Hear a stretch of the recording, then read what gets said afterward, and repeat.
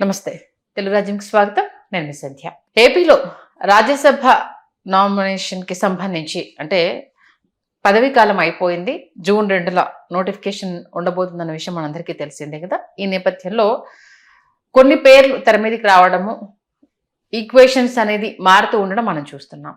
జనసేనకు సంబంధించి లింగంనేని రమేష్‌కే అసలు సీట్ ఇంకా పక్కా అన్న న్యూస్ ఆల్మోస్ట్ సర్క్యులేట్ అవుతున్న ఈ నేపథ్యంలో కాపు సామాజిక వర్గం నుంచి బలంగా వాదన వినిపిస్తున్న తరుణంలో కొంత మార్పులు చేర్పులు చేయబోతున్నారు. లింగంనేని రమేష్ కాకపోతే ఆల్టర్నేట్ ఇంకెవరున్నారు అన్న ఒక చర్చ కూడా తెర మీదకి వచ్చినట్టుగా తెలుస్తోంది. మరి ఎవరి పేర్లు పరిశీలనలోకి రాబోతున్నాయి తెలుసుకునే ప్రయత్నం చేద్దాం. చరిత్రకారులు, సినీ రాజకీయ విశ్లేషకులు చిల్లకూరి శ్రీకాంత్ గారు మనతో ఉన్నారు. ఆయన మాటల్లోని. శ్రీకాంత్ గారు నమస్తే. ఇప్పటికే కాపు సామాజిక వర్గానికి సంబంధించి పెద్ద ఎత్తున డిస్కషన్ నడుస్తుంది. లింగంనేని రమేష్కి అసలు ఇంకా కర్చీఫ్ వేసేసుకోవచ్చు పక్కా అనేసి అన్న న్యూస్ సర్క్యులేట్ అవుతుంది. సీన్ కట్ చేస్తే 2 పేర్లు తెర మీదకి వచ్చాయనేసి అని అంటున్నారు. ఇంతకు ఎవరు నేతలు?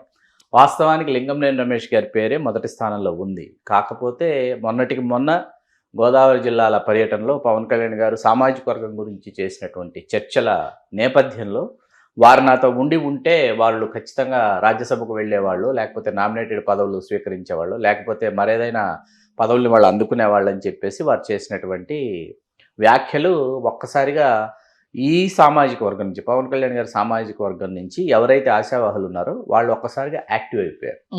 యాక్టివ్ అయిపోయి మరి సామాజిక వర్గానికి మీరు ప్రాధాన్యత ఇవ్వదలుచుకుంటే మొట్టమొదట జనసేనకి వస్తున్నటువంటి రాజ్యసభ, ఈ రాజ్యసభ సొంత సామాజిక వర్గానికి కేటాయించుకుంటే ఖచ్చితంగా సత్ఫలితాలు ఉంటాయి. సామాజిక వర్గం మీ వెన్నంటూ నిలుస్తుంది.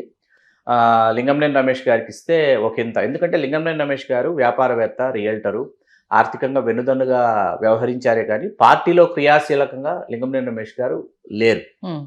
పార్టీ క్రియాశీలక నాయకుడు కాదు ఆయన.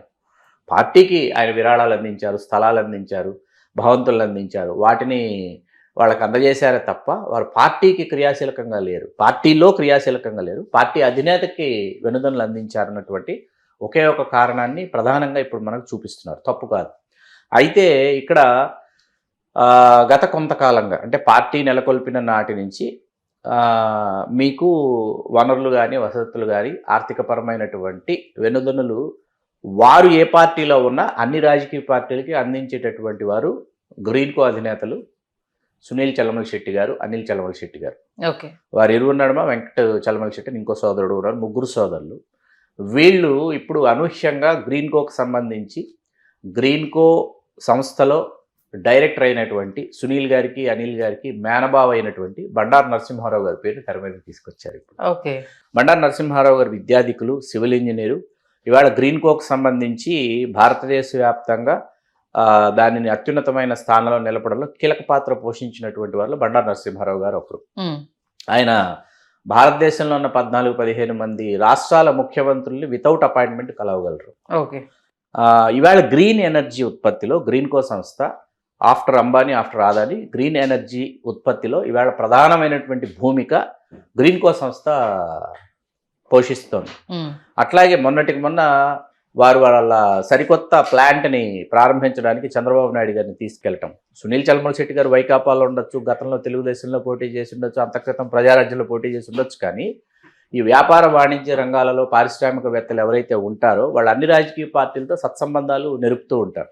అంటే స్థిరత్వం లేదు అన్న ఒక వాదన తెర మీదకి వస్తూ ఉంటుంది కదా. మామూలుగా ఆయన ఏం చెప్పారు, నాతో కంటిన్యూ అవ్వలేదు కాబట్టి ఇప్పుడు వాళ్ళు ఎక్కడున్నారో మీకే తెలుసు, కంటిన్యూ అయ్యి ఉంటే వేరే ఉండేది అన్న ఒక వాదన తెర మీదకి వచ్చినప్పుడు అసలు ఎక్కడా వినిపించని పేరు సడన్ గా తెర మీదకి రావడం ఏంటి? అసలు ఎక్కడా లేని, ఎక్కడా వినిపించని పేర్లు తెర మీదకి రావడం ఎప్పుడూ ఉండదండి. రాజ్యసభకు సంబంధించి, శాసన మండలికి సంబంధించి అప్పటికప్పుడు రాత్రికి రాత్రి మీకు మారిపోతాయి సమీకరణాలు. మీ గతంలో కూడా ఏంటంటే తెలుగుదేశం వాళ్ళు సునీల్ చలమలశెట్టి గారి పేరు చివరి నిమిషం వరకు సునీల్ చలమలశెట్టి గారిని రాజ్యసభకు నామినేట్ చేస్తున్నామని చెప్పి ఉదయానికల్లా కమ్మ సామాజిక వర్గానికి చెందిన వాళ్ళ న్యాయవాది కనకమేళ రవీంద్ర కుమార్ గారి పేరుని తెర మీద తీసుకొచ్చి ఆయన రాజ్యసభకు నామినేట్ చేశారు. ఇది మీరు గుర్తుపెట్టుకోవాల్సిన విషయం. అట్లాగే మీకు మన ఇప్పుడు తిరుపతి శాసనసభ్యులుగా ఉన్న అప్పటి చిత్తూరు సిట్టింగ్ ఎమ్మెల్యే వైకాపాలో అయిన ఆర్ఎన్ శ్రీనివాసులు గారిని ఇదిగో రాజ్యసభకు నామినేట్ చేస్తున్నాం మిమ్మల్ని, ఎందుకంటే చిత్తూరు విజయానంద రెడ్డి గారికి కేటాయించుకోవాల్సి వస్తుంది మేము అని, ఇదిగో ఇప్పుడు రేపు మధ్యాహ్నం ఎల్లుండి పొద్దున అని చెప్పి ఉదయానికల్లా మేడ గురునాథ్ రెడ్డి అని చెప్పేసి ఆయన సొంత సామాజిక వర్గానికి వాళ్ళు కేటాయించుకున్నటువంటి ఇక్కడ మనకు చాలా స్పష్టమైనటువంటి ఉదాహరణలు చాలా కనిపిస్తాయి సండి గారు మనకి. ఓకే. కాబట్టి ఆ నేపథ్యంలో ఏంటంటే ఇక్కడ ఆర్థికపరమైనటువంటి ఆర్థిక సామ్రాజ్యానికి సంబంధించి వ్యాపార సామ్రాజ్యానికి సంబంధించి గ్రీన్ కో అనేది ఒక అత్యున్నతమైనటువంటి సంస్థ. వారి వైపు నుంచి ప్రతిపాదన వారు చేసి ఉండవచ్చు. జనసేన ఖాతాలో ఇదిగో మా బండారు నరసింహారావు గారికి వారిని నామినేట్ చేయండి అని చిరంజీవి గారితో అత్యంత సన్నిహిత సంబంధాలు ఉన్నాయి, చంద్రబాబు నాయుడు గారితో సన్నిహిత సంబంధాలు ఉన్నాయి, లోకేష్ గారితో సన్నిహిత సంబంధాలు ఉన్నాయి. కాబట్టి అనూహ్యంగా ఈ పేరు తెర మీదకి వచ్చింది, బండారు నరసింహారావు గారి పేరు. ఆ తర్వాత జనసేనలో మరీ ముఖ్యంగా వినిపిస్తున్నటువంటి పేరు ఆ పార్టీ ఆడిటర్గా ప్రయాణాన్ని మొదలుపెట్టి కోశాధికారి స్థాయికి ఎదిగినటువంటి ఏవి రత్నం గారి పేరు, అనుగోలు వెంకటరత్నం గారి పేరు వినిపిస్తోంది. పార్టీకి తొలినాళ్ల నుంచి కూడా వారు ఆడిటర్గా అందించినటువంటి సేవలు, దానిలో భాగంగానే వారి అర్ధాంగిని టీటీడీ బోర్డు మెంబర్గా రెండు సంవత్సరాల కాలం పూర్తిగా వస్తుంది. కాబట్టి ఏవి రత్నం గారి పేరు ఒకటి తెర మీదకి వచ్చింది. ఇవి ఏవి కాకుండా సామాజికవేత్తలు అట్లాగే కుల సంఘాలు లేకపోతే వీళ్ళు ప్రతిపాదిస్తున్నా లేకపోతే తెర మీదకు తీసుకొస్తున్నటువంటి అంశం ఏదైతే ఉందంటే, పేరు కాదు అంశం గురించి మాట్లాడుతున్నా. అంశం ఏంటంటే రాయలసీమ, నెల్లూరు, ప్రకాశం, గుంటూరు అంటే మొత్తం 7 జిల్లాలకు కాను ఈ సామాజిక వర్గం నుంచి, బలిజ సామాజిక వర్గం నుంచి ఒక్కరు ఇప్పటి వరకు రాజ్యసభకు నామినేట్ అయ్యారు. ఆయన సి రామచంద్రయ్య గారు. తెలుగుదేశంలో ఆయన నామినేట్ చేశారు. రెండో పర్యాయం కూడా నామినేట్ చేసిన తర్వాత మొదటిసారి రామారావు గారు ఉండగా నామినేట్ అయ్యారు. ఆ తర్వాత చంద్రబాబు నాయుడు గారు నామినేట్ చేసిన తర్వాత ఒక 2-2.5 సంవత్సరాల పదవీ కాలం ఉండగా రామచంద్రయ్య గారు ఏం చేశారంటే ప్రజారాజ్యంలోకి వచ్చారు. రాజ్యసభకి ఆయన రాజీనామా చేశారు, తెలుగుదేశానికి రాజీనామా చేశారు, ప్రజారాజ్యంలోకి వచ్చారు, బంద నుంచి పోటీ చేసి ఓడిపోయారు. ఆ తర్వాత శాసనమండలికి నామినేట్ చేయబడి ఆయన రాష్ట్ర మంత్రి అయ్యారు. అదొక కథ. ఈ 7 జిల్లాల నుంచి ఇప్పటి వరకు ఈ సామాజిక వర్గం నుంచి ఒక్కరంటే ఒకరు ఈయన తప్ప ఇంకెవరూ రాజ్యసభకు నామినేట్ కాల. గుంటూరు జిల్లాకు వెళ్ళేటప్పటికి ఏమవుతుందంటే గుంటూరు జిల్లాలో గుంటూరు జిల్లా నుంచి 25 మంది కమ్మవాళ్ళు రాజ్యసభకు నామినేట్ అయ్యారు. రేపు భాష్య రామకృష్ణ గారిని నామినేట్ చేస్తే 26వ వ్యక్తి అవుతాడు ఆయన. కాపుల నుంచి ఒక్కరంటే ఒకరు నామినేట్ కాలేదు. అది కాసేపు పక్కన పెడితే ఇందాక మనం మాట్లాడుకున్న బండారు నరసింహారావు గారు కావచ్చు, లేకపోతే ఏవి రత్నం గారు కావచ్చు, కృష్ణా జిల్లాకు చెందినటువంటి వాళ్ళు. ఈ జిల్లాల నుంచి అనూహ్యంగా ఇప్పుడు తెర మీదకి సుప్రసిద్ధ న్యాయవాది, high court, supreme court P Gangaiah Naidu గారి పేరు తెర మీదకి వచ్చింది. రాయలసీమ నుంచి హైదరాబాద్లో స్థిరపడినప్పటికీ రాయలసీమ, చిత్తూరు జిల్లా, ఉమ్మడి చిత్తూరు జిల్లా, పలమనేరు వాస్తవ్యులు. ఆయన చంద్రబాబు నాయుడు గారు ఎస్వి ఆర్ట్స్ కాలేజ్ సహాధ్యాయుడు. అదొక పాజిటివ్ అంశం. అట్లాగే గంగయ్య నాయుడు గారిని గతంలో కాంగ్రెస్ వాళ్ళు 2004 ఎన్నికల్లో చిత్తూరు లోక్సభ నుంచి పోటీ చేయించాలని ఉవ్విళ్ళూరారు.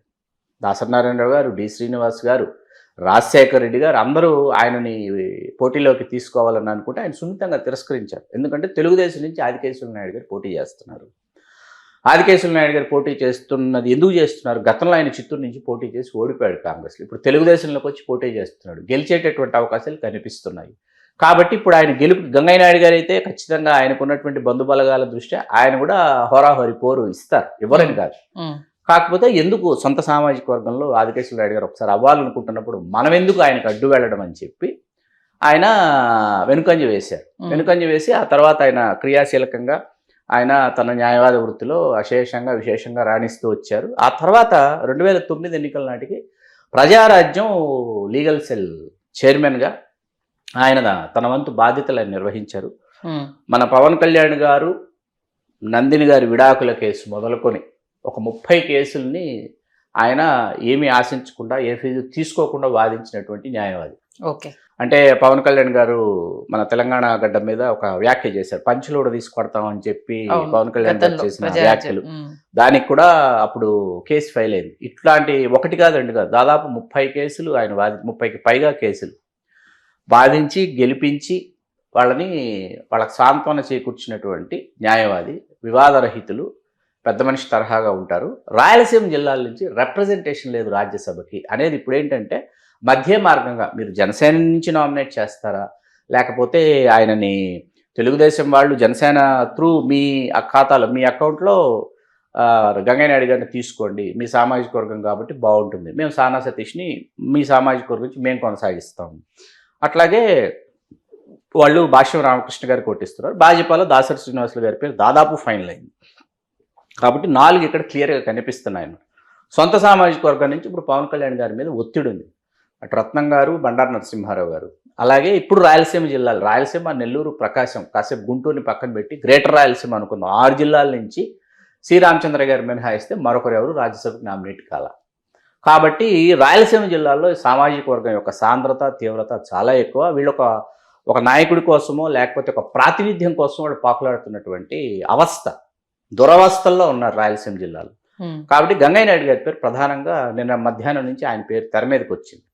దీనికి మనం గతంలో ఇందాక మనం చెప్పుకున్నాం, కనకమేడల రవీంద్ర కుమార్ గారని, వారిని మా కేసులు సుప్రీంకోర్టుకు వెళ్ళి వాదిస్తున్నటువంటి మా న్యాయవాది అని చెప్పి తెర మీదకి తీసుకొచ్చి తెలుగుదేశం వాళ్ళు 11th అవర్ దాటుతున్న సమయంలో ఆయన పేరుని ప్రకటించి ఆయన రాజ్యసభకు నామినేట్ చేశారు.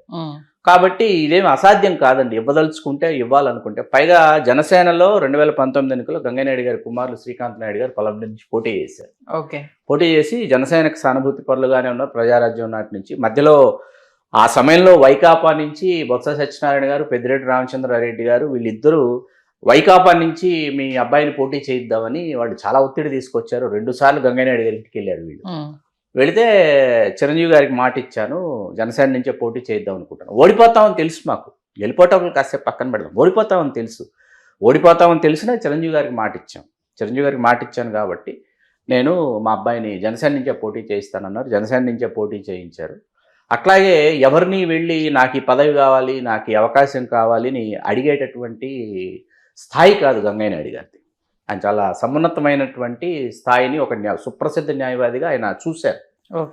కనీ విని ఎరిగినటువంటి కేసులు, అసలు ఈ కేసుల్లో నుంచి అసలు మనం బయటపడగలమా అనుకునేటటువంటి చాలా కేసులను చాలా సునాయాసంగా వాదించి గెలిచినటువంటి ఒక సుప్రసిద్ధ న్యాయవాది. ఇప్పుడు ఆయన పేరు తెర మీదకి తీసుకొచ్చారు.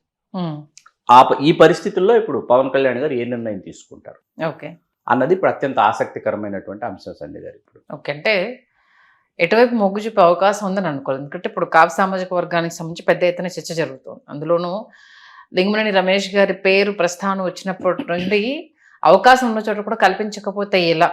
పార్టీ కోసం వెన్నుదన్నుగా ఉన్న వాళ్ళు కావచ్చు, పార్టీ కోసం మీ వెనక కలిసిన వెళ్ళిపోయిన వాళ్ళ గురించి వదిలేసేయండి, ఉన్నవాళ్ళు వాళ్ళ గురించి అయినా పట్టించుకోవాలి కదా. ఇలాంటి టైంలో వాళ్ళ వైపు చూడకపోతే ఎలా అన్న ఒక వాదన బలంగా వినిపించే ప్రయత్నం చేస్తున్నారు. మరి ఈ నేపథ్యంలో ఈ పేర్లకు సంబంధించి ఎంతవరకు అధినేత స్టెప్ ముందుకు తీసుకునే అవకాశం ఉంది? అంటే గంగయ్య నాయుడు గారి పేరుని ప్రధానంగా ఎందుకు పరిగణలోకి తీసుకోవాలి అంటే, మీరు మధ్య మార్గంగా మీరు ఒక ఉన్నతమైనటువంటి స్థాయికి చెందినటువంటి వ్యక్తుల్ని పెద్దల సభకి, రాజ్యసభకు పంపిస్తే ఏంటంటే మీ పార్టీ గౌరవం పెరుగుతుంది. ఆ విధంగా చూసుకుంటే ఏమవుతుందంటే, మీరు గతంలో మనం చాలాసార్లు ఈ రాజ్యసభకు సంబంధించి మనం చాలా విశ్లేషణలు చేసినప్పుడు, రాజ్యసభకి ఎన్టీ రామారావు గారు, రావు గోపాలరావు గారు ఇట్లాంటి వాళ్ళని నామినేట్ చేశారు. మన గొంతుకు వినిపిస్తారు, కళాకారుల్ని పంపించాలి. అట్లాగే మొన్న ఇళయరాజా గారిని ఇక్కడి నుంచి విజయేంద్ర ప్రసాద్ గారిని పంపించారు, రాజ్యసభకు నామినేట్ చేశారు. విజయేంద్ర ప్రసాద్ గారు హిందుత్వ భావజాలంతో కూడినటువంటి వ్యాఖ్యలు చేయటము, వీడియోలు చేయటము, విశ్లేషణలు చేయటము, సినిమాలో కూడా వాటిని చొప్పించడము, ఇవన్నీ కూడా వారికి విపరీతంగా నచ్చి వారికి అవకాశం కల్పించారు. ఇళయరాజా గారు ఏంటంటే, ఇంతటి మహోన్నత కళాకారుడు భారతీయుడు కావడం అనేది భారతీయులు చేసుకున్నటువంటి పుణ్యఫలం అని చెప్పి ఇళయరాజా గారికి అవకాశం ఇచ్చారు. అట్లా కళాకారులు, అట్లాగే న్యాయవాదులు, ఆయా రంగాల్లో విశేష కృషి చేసినటువంటి వాళ్ళలో సుప్రసిద్ధ వైద్యులు, శాస్త్రవేత్తలు, ఇట్లాంటి వాళ్ళని రాజ్యసభకు పంపితే ఏంటంటే, భారతదేశం రేపు ఎటువంటి ముఖ చిత్రాన్ని కలిగి ఉండాలి, ఏ విధంగా పురోగమించాలి అనేటటువంటి దిశగా వీళ్ళు తమ వాణిని వినిపిస్తారు రాజ్యసభలో. అట్లాగే ఆ దిశగా వీళ్ళు జాతిని పయనింపజేస్తారు. ఆ దిశగా చూసుకుంటే గంగయ్య నాయుడు గారి పేరు, బండారు నరసింహారావు గారి పేరు ఖచ్చితంగా మనం పరిగణలోకి తీసుకోవాలి. గంగయ్య నాయుడు గారితో పాటు బండారు నరసింహారావు గారి పేరు కూడా. ఎందుకంటే ఇవాళ భారతదేశంలో గ్రీన్ ఎనర్జీకి సంబంధించి తృతీయ స్థానంలో ఇవాళ గ్రీన్ కో సంస్థ తమదైనటువంటి విప్లవాత్మక విజయాలు సాధిస్తూ ముందుకు వెళ్తున్నటువంటి నేపథ్యం. అట్లా న్యాయవాదిగా ఆయన సాధించినటువంటి, గంగయ్య నాయుడు గారు సాధించినటువంటి విజయాలు, అట్లాగే చిరంజీవి గారికి, పవన్ కళ్యాణ్ గారి కుటుంబానికి, ప్రజారాజ్యం సంబంధించి జనసేన వరకు ఆయన అందించినటువంటి న్యాయ సేవలు, వీటిని పరిగణలోకి తీసుకుంటే ఖచ్చితంగా మనం పరిగణలోకి తీసుకోవాల్సినటువంటి పేరు.